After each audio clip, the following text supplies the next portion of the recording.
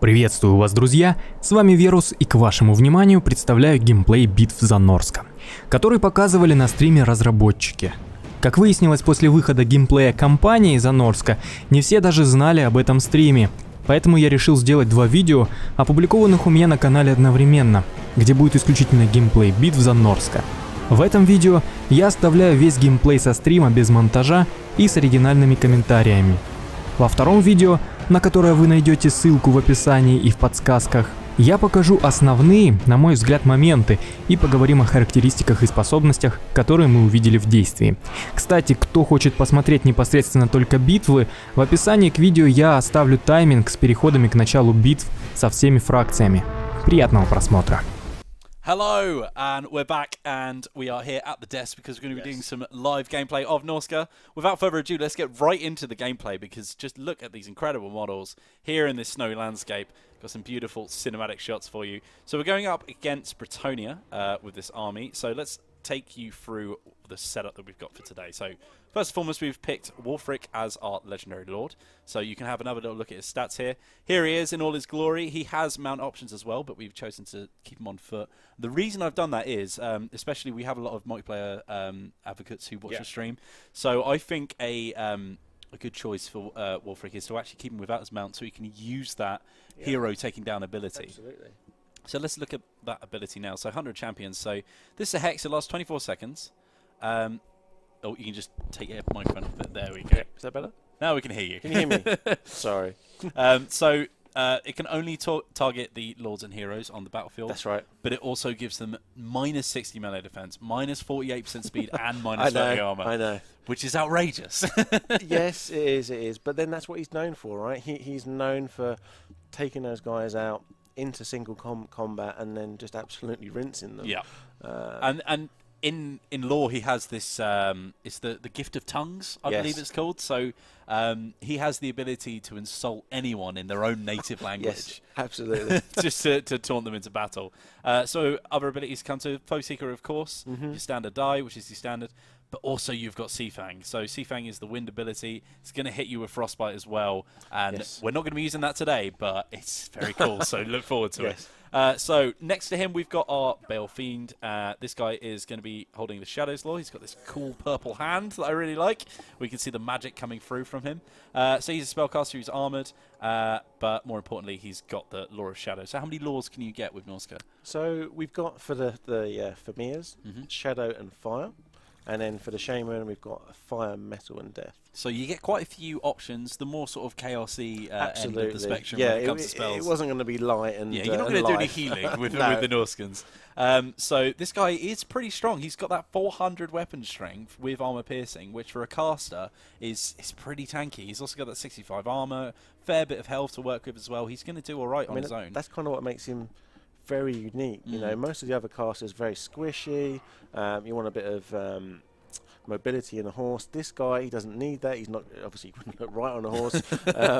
But yeah, he's going to be able to stand there, take a few hits, and certainly dish it back out as well. He's also got this growth on his tail, which is creeping me out a bit. So let's move on. So here are our Marauder Spearmen. So these guys are going to be your basic anti-large troop. So we talked a few bits about the Marauders. There's quite a few variants, but these guys have that standard chaosy armor that you get with your standard Norskans. But more importantly, in front of them are your Berserkers. So the Berserkers are very cool. We talked a bit about their Berserk ability. Let's look at the actual stats for that, and here it is. So stage 1, 22 seconds long. Here we go. You get some extra leadership. You do. Pretty good. After that, you're going to get leadership and physical resistance. Yep. After that, you're going to get leadership, physical resistance, and melee attack. They're brutal. They are very brutal. If you can keep them in combat, and bear in mind that very lightly armored, they have a fair bit of health and 100 models, but if you are coming up against some real damage dealers, they're not going to last that long. But if you can get them into the right engagements... Well, you know, if your Bretonian opponent here is taking the peasant mob, let's say, as the sort of the meat shield, but that's not going to play out very well. It's not going to last. It's really not going to last. Especially some skeletons, some zombies from the vampire counts or something like that. And it's just going to improve them from there on out. You know, if they beat away the sort of the weaker opponents, when they get to the tougher guys, then they're on an footing. So pretty cool. Once you've finished your conflict, so say we've got one unit of berserkers coming up against some peasant mobs. That peasant mob's been wiped out and it moves on to its next combat. Does it keep its buff then? It will do for a short period of time. It can lose it. So you want to keeping the engagement going, basically. Okay, so keep them in battle, which is, I think, a fair. That's what they want to do. That's what. I mean, you just have to look at their animations. Exactly. They're just so aggressive. So here are us. Oh God, I've just lost my footing there. That's Here are our Marauder Hunters. So these have the throwing axe variant. So they're armor piercing, which is going to be handy coming up against foot squires, stuff like that. Yep.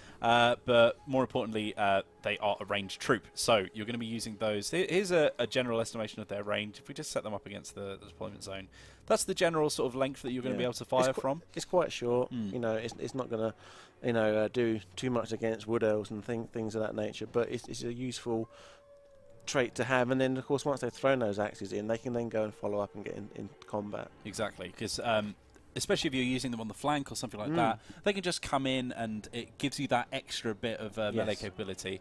And obviously when you're taking a monster heavy army, you're not going to have a lot of numbers, so you need to use that ability strongly.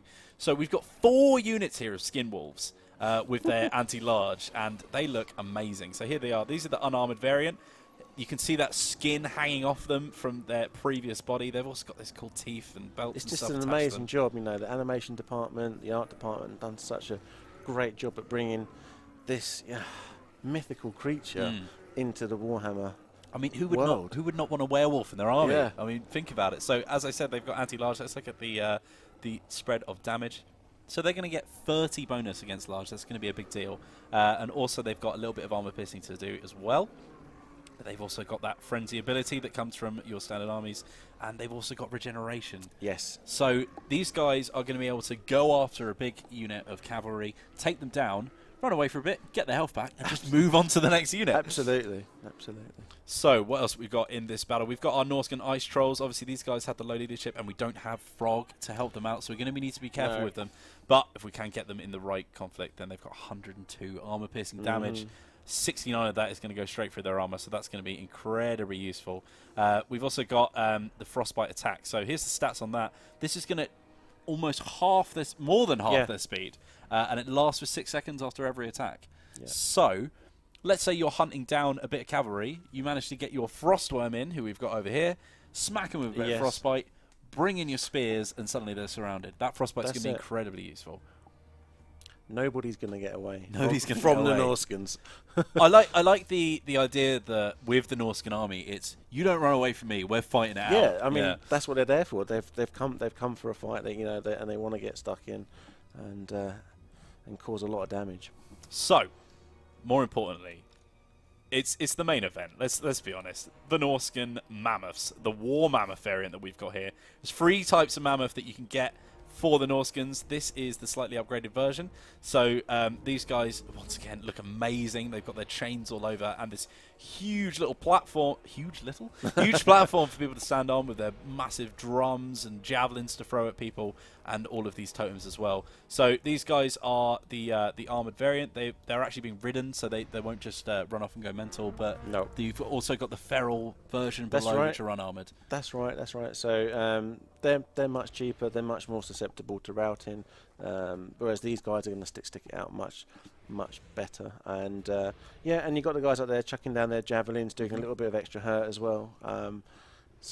And once again, you've got that bonus versus large, which is the damage that you're going from the javelins on top. And then these guys are also anti-infantry, so going up against infantry, you're going to get an extra 30 damage on top of your 400 points of armor-piercing damage, which is outrageous.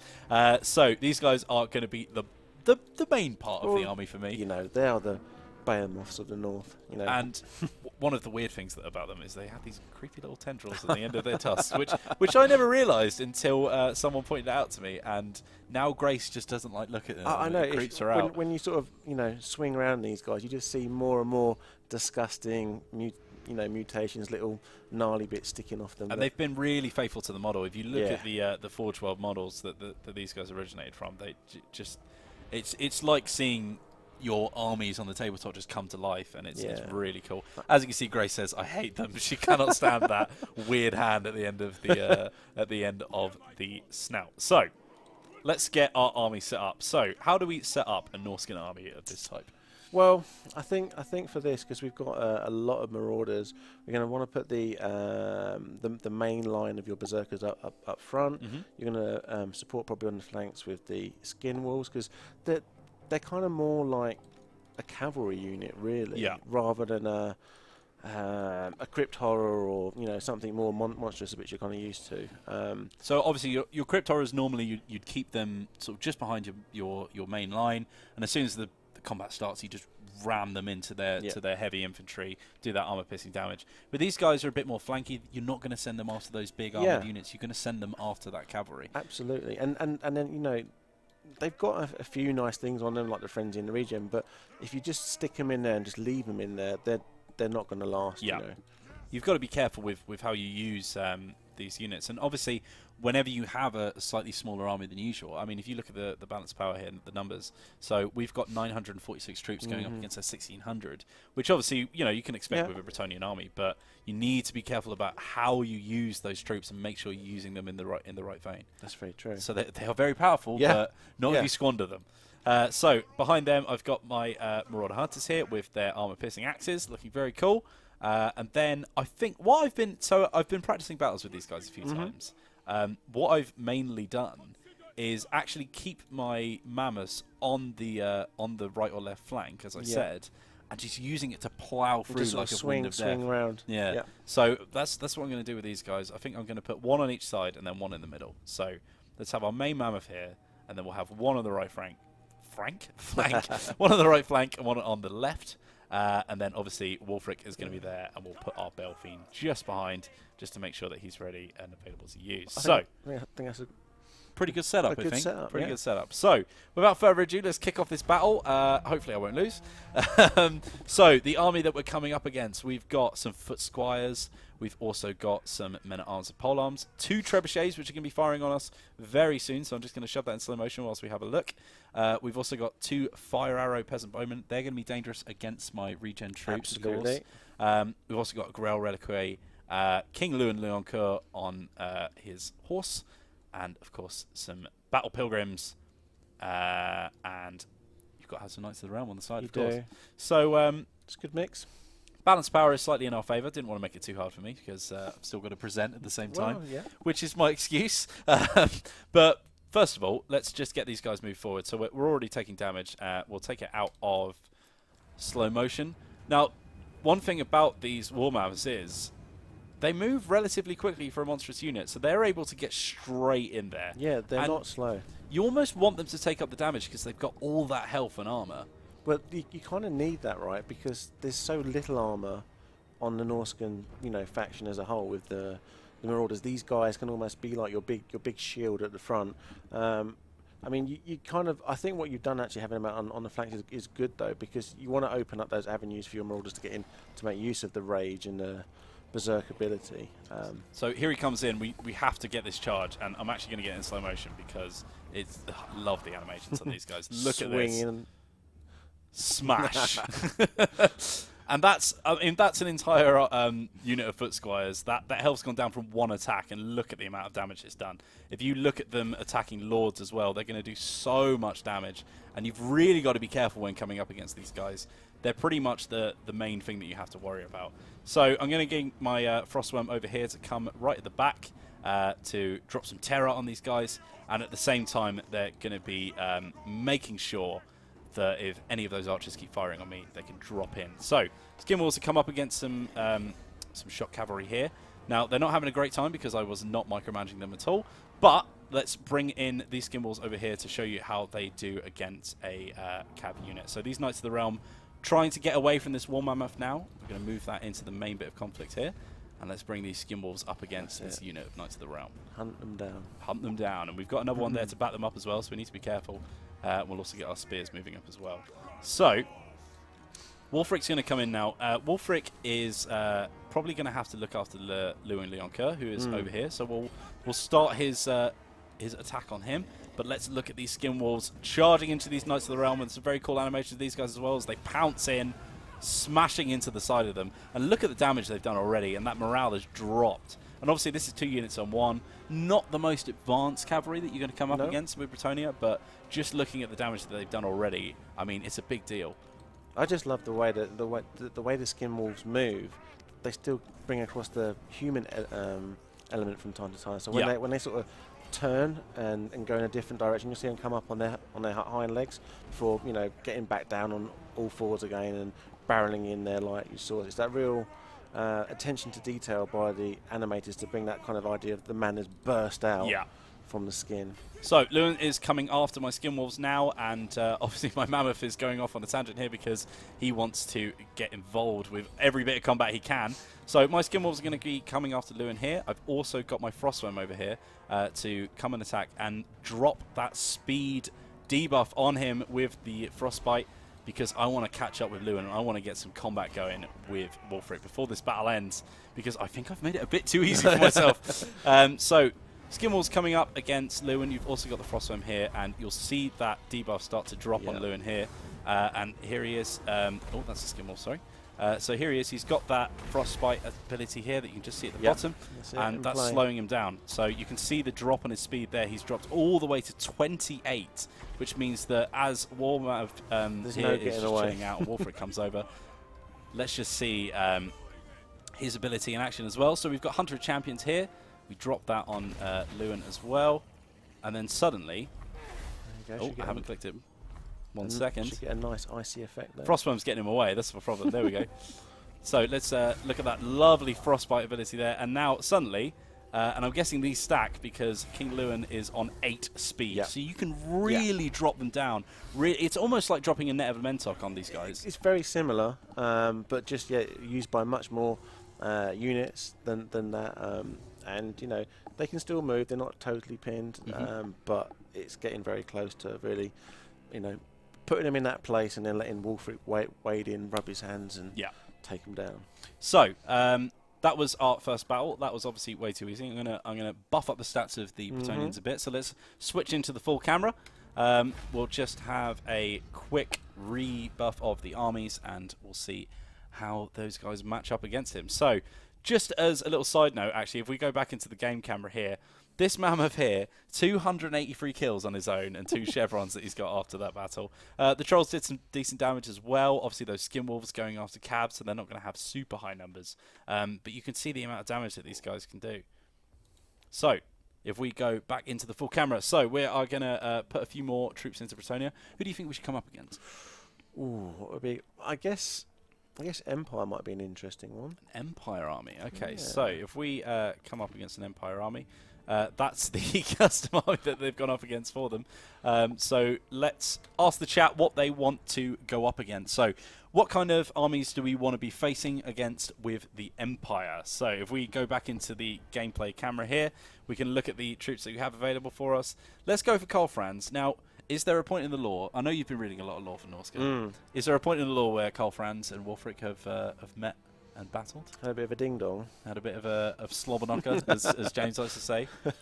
Not that I'm aware of. I mean, he does go to all 4 corners of the world, and upon his body are some of the people that he's fought and killed. So Franz still has his head, and for now. And I'm sure Wolfric will come for him at one point. So, well, I'm looking at the chat and asking who people want to see, and I'm seeing a lot of Beastmen, actually. Oh, really? And I think that's an interesting conflict because we've got that battle of the beasts. So if we get the Beastmen up, why am I just clicking randomly? Here we go. We get the Beastmen up and destroy this army here. So let's get Morgo the Shadowgrave on here with a couple of Gore Balls, and let's get the kind of army that you'd be going up against normally. So we've also got some Ungor Spearherds, and if we go back onto the full camera at the moment for a second, so I'm just going to swap up a little army here and sort that out. and a few people in the chat have just realised that I've spoiled something a bit. So there's nothing to see here. There's nothing to see here. So I'm going to set up a standard army that the Beastmen are likely to have. Is there anything? Are there any big beasties that you want to see a War Mammoth go up against? Oh, you know, they're such a savage force, aren't they? I guess you've got some Minotaurs, and you've got Gorbals in. I mean, it'd be interesting to see the Centaurs matching up against the Skin Wolves, seeing those go toe to toe. Centaurs going up against some Skin Wolves, so let's get some Centaurs in there as well, and that's looking like a more even army. So on our side, we are.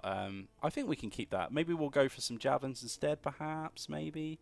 Actually, no. Let's keep it with the army we have, and let's see that army aggressive against whatever kind of mix-up that we can get, and we'll start that battle off. It is a Death Grips t-shirt. I just saw someone mention that in the chat. Also seeing a lot of calls of some random letters that I have no idea what that means. So, yeah, just can't talk about that.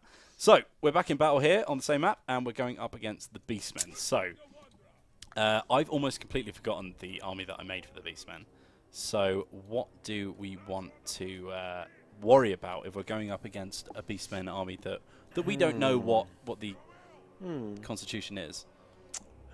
Well, the Gorbals, as you know, they can really sort of supplement the guys fighting around them, so they're pretty key to be taken out. So you might want to focus your efforts on those guys. But then you've also got Morgul, haven't you? Yeah. That you're up against. So he's going to be bringing the pain with the spawn. So and he's extremely tanky with his hit points too. So what I've done here is I'm gonna go for a more tight combat unit, because these guys are obviously gonna come in with a slightly smaller army than you would normally see. So these guys have half the army that we have, because the Beastmen are all about these big units that come in and deal damage. So they're actually kind of a mano-a-mano matchup for the It's going to be interesting, this one, because they're not, you know, they're not the polar opposites from one another. They're quite similar in nature. So what I'm going to do is I'm going to have my Frostworm and my Skin Wolves in this sort of unit on the side here, and those guys are going to be flanking around the side of this cavernous here and trying to get in the back to use that as a flanking maneuver. The rest of these guys I'm going to move forward as a single unit, and then we'll get them all moving as one army and get some cool cinematic shots of them marching. So let's start this battle off, move them forward, and let's try and remember what I've put up in this army. So we've got Minotaurs as shields. We've also got some Chaos Spawn. We've got a Chaos Giant. That's going to be really fun to go up against with the Mammoths. We've also got some Gore Herds, these standard infantry. We've got a Cygor there for the artillery unit, and then we've also got some Centaurs that we're going to be coming up. And luckily, they've moved on to the right flank. So let's get those Skin Wolves moving instantly. And what are you excited to see in this battle? I mean, obviously, there's a big hit from the Cygor already. There's some big monsters here. It'd be great to see them going straight into that giant. I mean, the other thing that, you know, the Beastmen are quick, but Norska, you know, you're on your home turf here. You've got the frostbite. It's going to really slow them down. It's going to take away one of their kind of core facets, you know, that make them such a great race to play. So what I'm going to do here is I'm going to move this army in whilst these Mammoths go to town. And look at the damage that these two are doing to each other already. This is like some massive boxing match. Just like hacking chunks out of one another. So I need to be careful here because the Mammoth is actually being targeted a bit. So I'm going to bring those trolls in to help out, and also these guys as well. And if we can slow down Morga here, then we need to get Wulfric after him, I think. Absolutely. So we've got a couple of seconds until that ability pops. We've got our Spearmen going up against the Chaos Spawn, which is going to be a great engagement for them. And then these guys are going to stay back. And let's bring in those Skin Wolves now to take down those Centaurs. The Frostworm's going to be really useful here because they're going to slow them down, obviously. We've got some Spears going up against them as well. So, at this point, we're mid-battle. And we've got Wulfric here stuck in combat a little bit, but he's going to come up against Morga Shadowgrave. And this is where we see Hunter of Champions drop in. Now, in your honest opinion, when is the ideal time to use that ability? I think it will depend on who you're up against. You know, I think Wulfric, probably towards the latter part of the battle is going to become quite strong. You probably use your Sea Fang ability to sort of lay waste to a large bulk of the forces, and then you're going to use your Hunter champions towards the end when they're getting a little bit more fragile. You know that you're going to be able to get potentially a chain route going. Use that, pin their lord, take them out of the game, and take the army with them. So we've got the Skin Wolves here. Now, they've come up against the Spearmen whilst we haven't been watching them, so we want to be careful with these guys. But what I'm actually going to do is going to move them over to this Cygor, and now the Cygor is really not going to have fun in this engagement because the Skin Wolves have all that anti-large damage that they're going to do. And if he tries to run away, then we've got the Frostworm dropping those Frostbite attacks as well. And you can see that debuff happening already. It's dropped. It's got quite a few things happening to it, and its leadership is really tanking. And he's not quick anyway. No, so, I mean, if you... But, I mean, that's a fair point, actually. The faster the unit is, it is a percentage drop. It's not a hard drop. So that's going to be something to consider when you're choosing who to drop those debuffs on. Here we have our Mammoth coming up against some Chaos Spawn and some Minotaurs. And those Spearmen are really struggling in this engagement as well.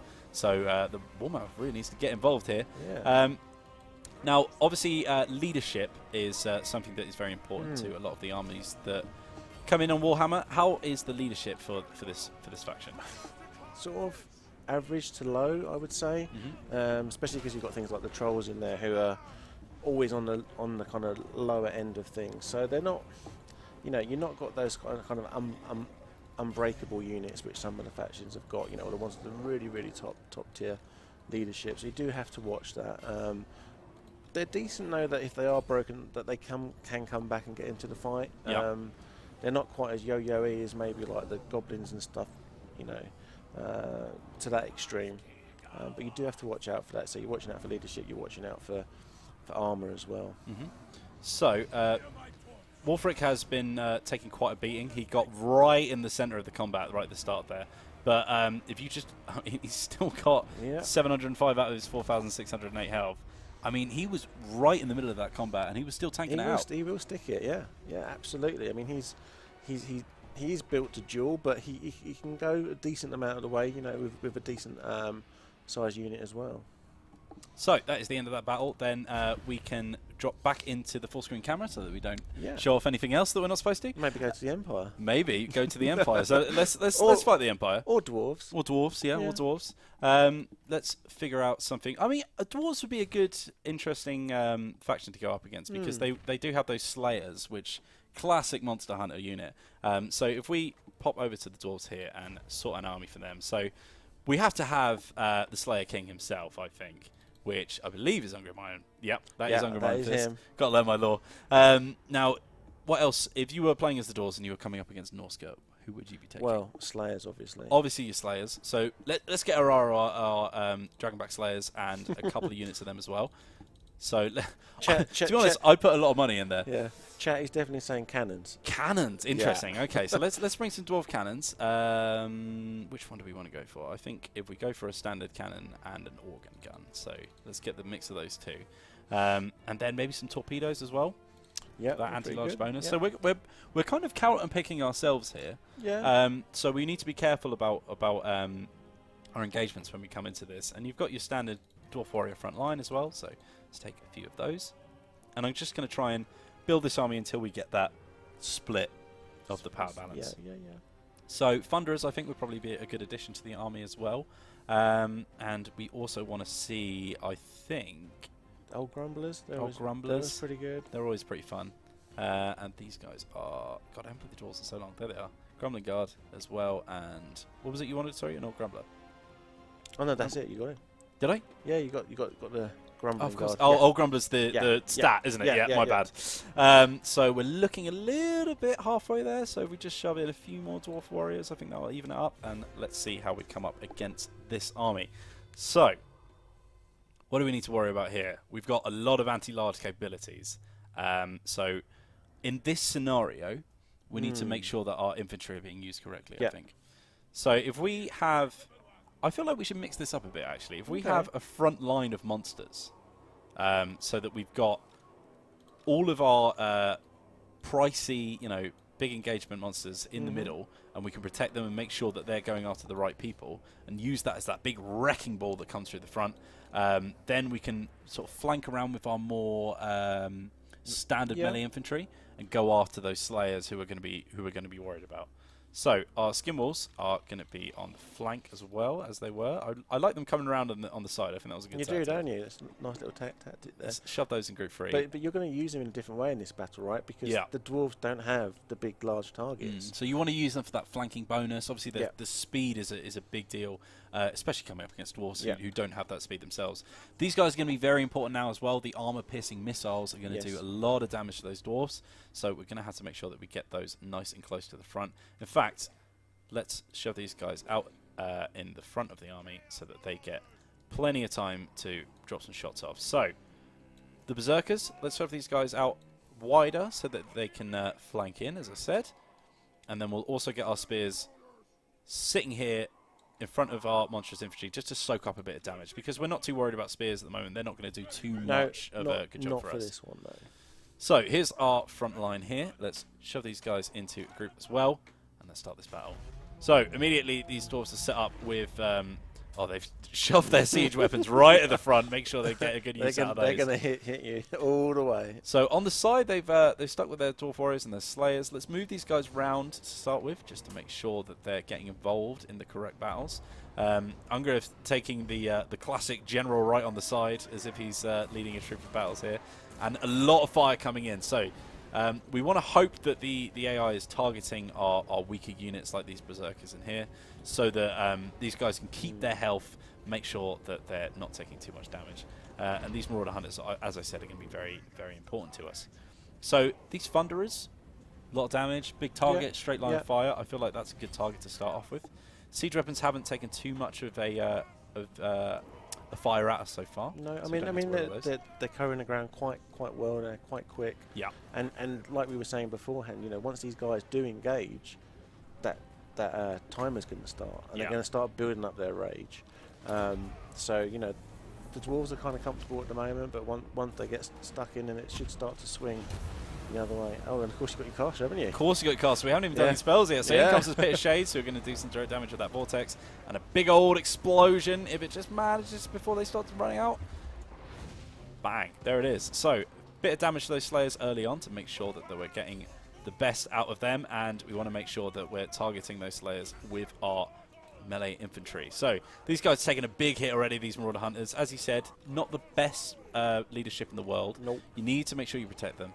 But the most important thing at the moment is getting rid of those Slayers, getting rid of those armor-piercing missiles to make sure that we can bring our mammoths in safely. Absolutely, yeah. Because once we start going after those standard dwarf warriors, they're not going to stand a chance. Nope. So we've got some standard dwarf warriors here, actually. Let's bring in our Frostworm to go up against them. And I think these guys, although they're not going to have the best engagement, if they can just pick off units, they should be all right to take these guys out. Yeah, they should be able to do that. And, like, you know, if you see one sort of straying from the fight, you know, trying to run away or come back. There you go. Send them in.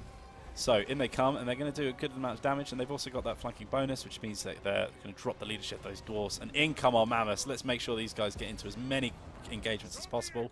Let's send them after these ranged troops, because as I said, they're not the slowest unit in the world. They can chase after things if they need to.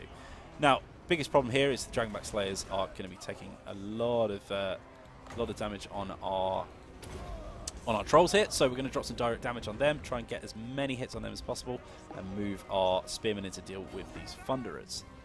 Now, in we come. We've got some more Grumbling Guard who have come after. They are a high threat for us, so we're going to jump in with our Skin Wolves and make sure we get that flanking so we can hit on that leadership and make sure that we can counteract those old grumblers. That's it. Who are going to be giving too many of a leadership buff to them. Lots of sticking power there, them. Whilst we're doing that, let's bring in our Marauder Hunters to do some of that ranged attacks on these Slayers here to make sure that they're not doing too much damage to our mammoth. And he's taking a little bit of morale there. Yeah. He's not feeling too confident, I'd say. We also want to make sure that we're using armor power. So let's drop some more armor-piercing damage on our Berserkers here, because it looks like they need a hand. And we can also bring in our Balefin, because as we said, he is a strong melee combatant. He can go toe-to-toe with quite a few of the troops. He's not going to be squishy. He's not going to run away, you know, like the shaman. Name dropping him, bless him, the shaman. He does his best. He does his best. I mean, to be fair, he's better than most. You know, Mm-hmm. he's got a little bit more output on him. Yeah. But he's not going to hang around. You know, he's there as a support character. So I've just spotted these torpedoes here who are firing in on my mammoth, and I'm not happy about that. So my skin wall's going to come in, take them out from behind, and this mammoth's now freed up to come over and join this combat over here, which looks like our most dangerous one at the moment, but we're also looking like we might be okay. One thing about the morale of these ice trolls, we don't really mind if they run away, because they are going to regenerate, get that health back, and make sure they're ready to come and face more again. And it's looking pretty good on our side. Now that Bale Fiend, I did shove him right into combat against a Lord, and he's only just dying, so I feel like that's a fair estimation And it of was him being pretty good. Ungrim, to be fair, as well. And I've saved this just for last. Let's get Wolfric in to come up against Ungrim. Now that we've softened him up a bit, let's get that Hunter of Champions on there. Give him a little morale boost as well, and come in to smack it to pieces. Oh, look at that mammoth guy, smashing around. Having a great time. And here he comes. Big old shield bash there as we start. And this is a real battle of champions here. There we go. Ginger on ginger. Ginger on ginger, that's it. And he's been smacked by the mammoth in the back. That's an outrageous little cheat there from Wolfric. I mean, when you've got two mammoths backing you up, it's not really a fair fight, is it? No. That's looking like the end of this battle as well. These guys are looking like they are not enjoying this conflict at all.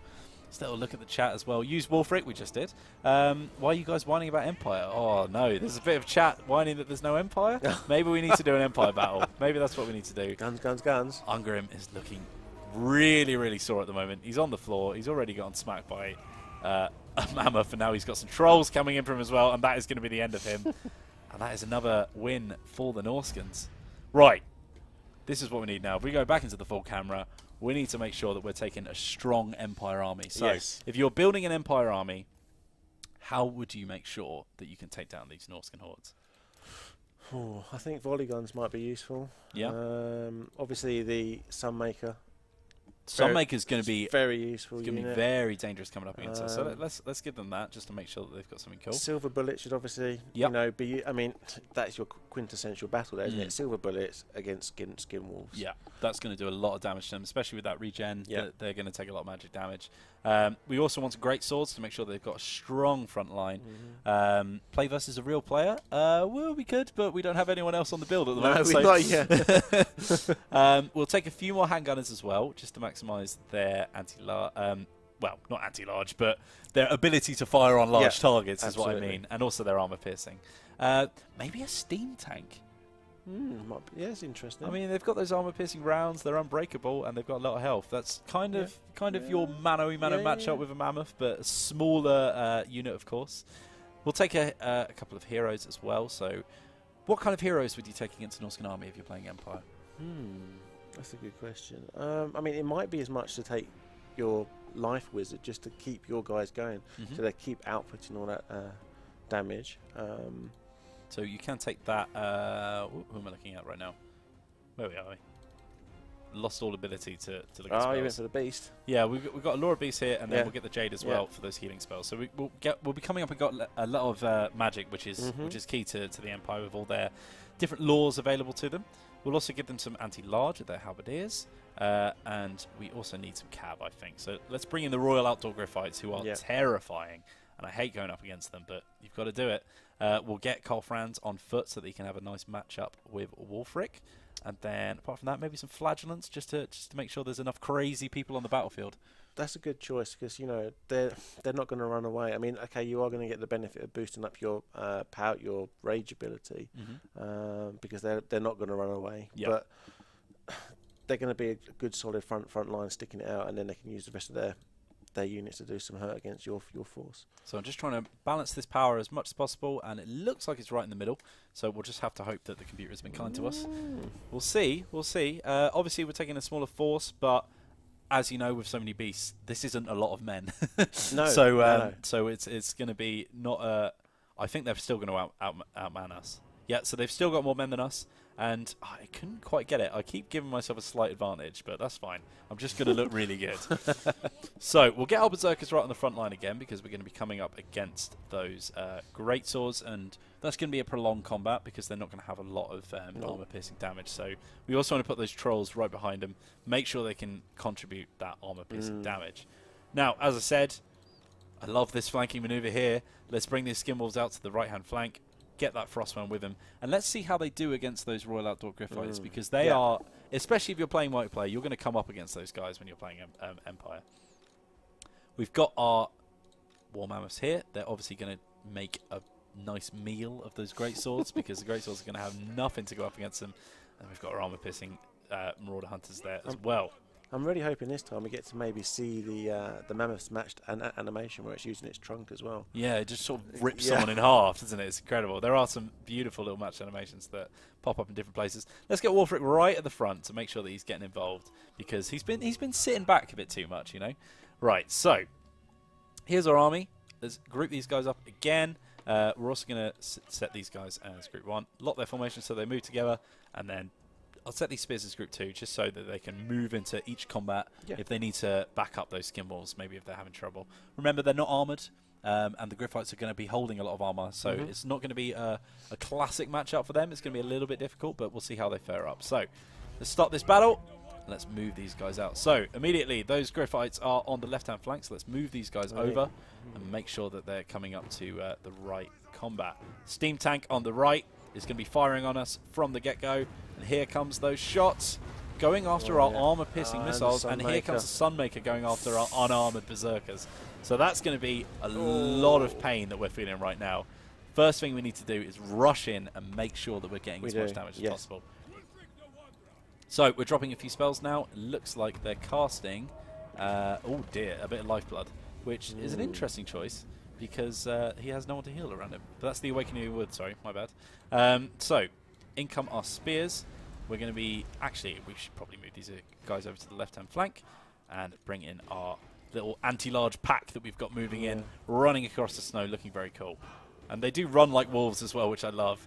I hate it when people have werewolves in game and they run with their arms like this. They should be pouncing across the floor. They're down there, and then, like we said, you know, when they change angle, they'll get up on their hind legs. They look great. So I'm going to instantly get Wolfric going after Karl Franz. That is his only mission today, to go after Karl Franz.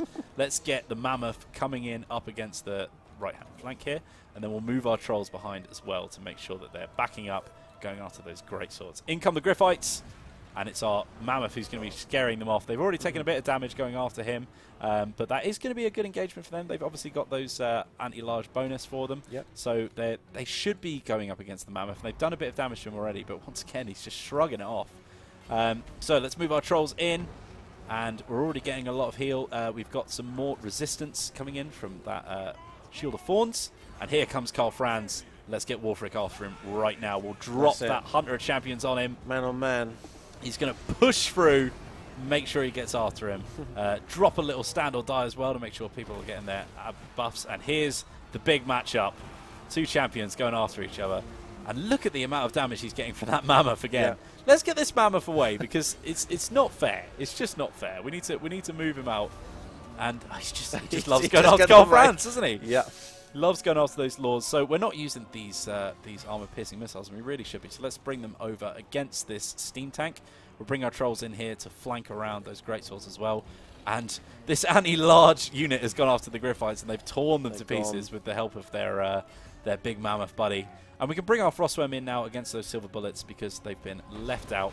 And immediately you can see that that debuff happening where they've been frostbitten. So that chilling aura as well, which you have around the Frostworms at all times, is going to drop their speed as well. So if we look at these silver bullets, their speed at the moment is 4. And you can look at them just barely getting away. They can't move. Nowhere. Now we need to be careful, because those halberds are coming in. So let's bring in these Skinwolves just to back them up. Go after those flagellants as well. And this Mammoth can come in to destroy these other gunners. And just look at the damage they're doing. Finally, we're going after that steam tank as well, because this Mammoth needs to drop some armor-piercing damage on him. He's had too much of an easy time, this steam tank. We need to make sure that he's taking lots of damage. So these armor-piercing missiles, again, are going to be very handy. and they're taking a big morale there you go. debuff, and here we go. A massive smack. Obviously, we had, once again, a slightly easy time of it, well, but, you know, we're not going up against the strongest armies we could be. No, or against. obviously, you know, a real top draw player on the exactly multiplayer scene. You're always going to struggle more against the guys who play multiplayer day after day. Absolutely. And even if they've got a much inferior army, they can still take you out with superior tactics, and that's one of the great things about Total War. Absolutely. So we've just got this steam tank left because he's unbreakable, so let's just see our entire army swarming on him, just rip him to make sure that he just gets torn to pieces. And here they come. Everyone coming in now. You've got that chilling aura as well, dropping on everyone. And just look at his health dropping. Outrageous. So this is Norska. Hope you've enjoyed having a look at them. We'll probably call that the final battle because you know, we don't want to show off too much. We've got lots to show off in the next coming weeks, especially all the amazing stuff that we've done with their campaign, or you've done with their campaign, I should say. And we'll probably have Mitch in to talk about that as well, who I know the stream watchers love a bit of Mitch, so he's going to have some interesting things to say about that as well. To show there. So I will leave you with this beautiful cinematic shot of a skin worm, skin wolves, that's new. Skin worm. That's the new unit coming soon. The frost worm, a war mammoth, some frost trolls, some skin wolves, all going after the steam tank, tearing it to pieces as all of his allies run away into the distance. Just needs to get crushed like a tin can. He does, doesn't he? We need that animation of the mammoth picking it up and just crushing it like that. That'd be incredible. Thank you very much for watching. I hope you've enjoyed. Sorry we haven't been able to talk to the chat too much, but we'll definitely be doing that in our campaign streams as well. So if you've got any questions that you're burning for an answer for, make sure you tune in next time to see what we're talking about. And we hope you've enjoyed it. Yeah, have a good one. It's been a fun time. We'll see you next time on Total War Live.